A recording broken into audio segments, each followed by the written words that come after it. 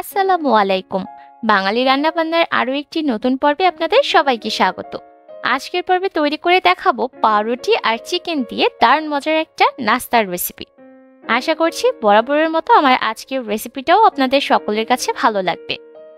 আজকের নাস্তা তৈরি করার জন্য আমাদের প্রয়োজন পড়বে বোনলেস চিকেন। আমি এখানে 3টা চিকেন ব্রেস্ট নিয়েছি। এবার একটা হাঁড়ির মধ্যে আমি এই মাংসগুলোকে নিয়ে নিলাম।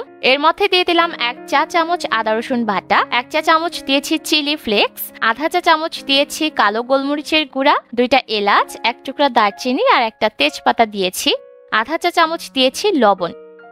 এর মধ্যে আমি 1 কাপ পরিমাপে পানি দিয়ে দিলাম। পানি দেওয়া হয়ে গেলে খুব ভালোভাবে ঝাঁকিয়ে সবকিছুকে একসাথে মিশিয়ে নিতে হবে। এবার এই হাঁড়িটাকে সরাসরি চুলায় বসিয়ে দিচ্ছি আর এই মাংসগুলোকে ভালোভাবে সিদ্ধ করে নিতে হবে। যেহেতু চিকেন ব্রেস্ট ব্যবহার করেছি তাই মাংসগুলো সিদ্ধ হতে কিন্তু খুব বেশি সময় লাগবে না। চুলার আঁচ মিডিয়াম হাই হিটে রেখে 8 থেকে 10 মিনিটের মতো রান্না করলেই দেখবেন মাংসগুলো সিদ্ধ হয়ে যাবে। এবার এই মাংসগুলোকে ততক্ষণ পর্যন্ত রান্না করতে হবে যতক্ষণ না পর্যন্ত মাংসের পানি পুরোপুরি টেনে যায় আর মাংসগুলো ভালোভাবে সিদ্ধ হয়ে আসে। আর মাঝে মাঝে এভাবে করে একটু নেড়েচেড়ে দিবেন, এতে করে মাংসগুলো আর হাঁড়ির গায়ে লেগে যাবে না। এই যে দেখতে পাচ্ছেন এর মধ্যে কিন্তু মাংসগুলো ভালোভাবে সিদ্ধ হয়ে গেছে আর পানিটাও পুরোপুরি টেনে গিয়েছে। এবার মাংসগুলোকে চুলা থেকে নামিয়ে একটা বাটির মধ্যে নিয়ে নিলাম। মাংসগুলো যখন ঠান্ডা হয়ে যাবে তখন 2টা কাঁটা চামচের সাহায্যে এভাবে করে মাংসগুলোকে একটু ঝুড়া ঝুড়া করে ভেঙে নিতে হবে। যেহেতু মাংসগুলো খুব ভালোভাবে সিদ্ধ হয়ে গিয়েছে তো এটা কিন্তু খুব সহজেই ঝুড়া করে নেওয়া যাবে। চাইলে আপনারা হাত দিয়েও ঝুড়া করে নিতে পারেন, তবে কাঁটা চামচ দিয়ে করলে মাংসগুলোকে খুব সুন্দরভাবে ঝুড়া করে নেওয়া যায়। আমি সবগুলো মাংসের টুকরাকেই এভাবে করে ঝুড়া করে নিব।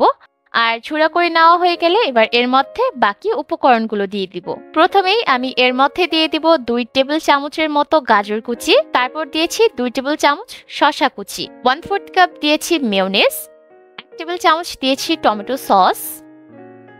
সবকিছুকে মিক্স করে নিচ্ছি। একটু সময় নিয়ে মিশাবেন, এতে করে সবগুলো উপকরণ একসাথে ভালোভাবে মিশিয়ে নেওয়া হয়ে যাবে। সবকিছু যখন মিশিয়ে নেওয়া হয়ে যাবে তখন আমি এর মধ্যে দিয়ে দিলাম আরো আধা চা চামচের মতো চিলি ফ্লেক্স, সেই সাথে আরো সামান্য একটু লবণ দিয়ে দিলাম। আর লবণটা বুঝে দিতে হবে যেহেতু মাংসগুলো সেদ্ধ করার সময় লবণ ব্যবহার করেছিলাম।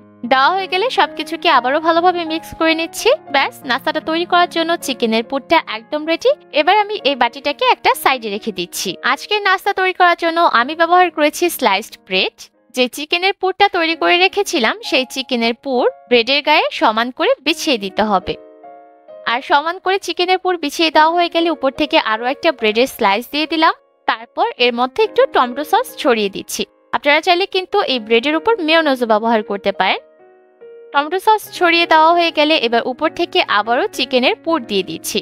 আর আপনারা আপনাদের স্বাদ মতো এই চিকেনের পুরের পরিমাণটা বাড়িয়ে কমিয়ে নিতে পারেন। ভালোভাবে সমান করে বিছিয়ে দেওয়া হয়ে গেলে এবার উপর থেকে আরো একটা ব্রেডের স্লাইস দিয়ে দিলাম। এবার একটা ব্রেড নাইফের সাহায্যে আমি এই ব্রেডগুলোকে কেটে নিচ্ছি।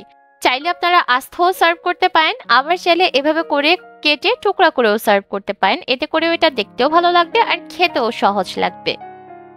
আর খুবই অল্প সময়ে এই নাস্তাগুলো তৈরি করে আপনারা সকালের নাস্তায় সার্ভ করতে পারেন, আবার চাইলে বাচ্চাদের টিফিনে দিতে পারেন। যারা তেল জাতীয় খাবার একটু কম পছন্দ করেন তারা চাইলে এই রেসিপিটা ট্রাই করে দেখতে পারেন। আমার বিশ্বাস আপনাদের কাছে এই রেসিপিটা ভালো লাগবে। আশা করছি আমার আজকের রেসিপিটা আপনাদের সকলের কাছে ভালো লেগেছে। বাড়িতে অবশ্যই রেসিপিটা ট্রাই করবেন। আজকের মতো এখানে বিদায় নিব। সবাই অনেক ভালো থাকবেন। আল্লাহ হাফেজ।